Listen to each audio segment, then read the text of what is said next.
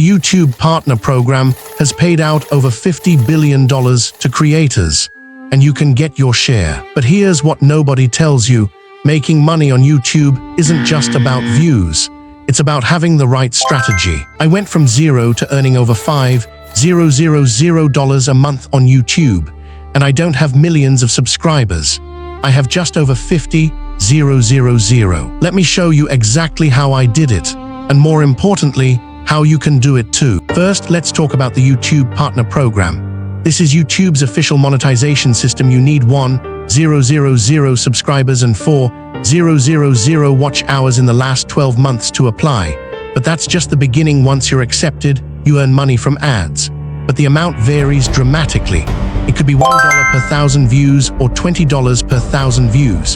Why the huge difference? It depends on your audience. Advertisers pay more for viewers who have money to spend, so here's the secret. If you want to earn more, create content that attracts wealthy viewers. Finance, technology, and business content pay the most, but ad revenue is just one stream. The real money comes from diversification.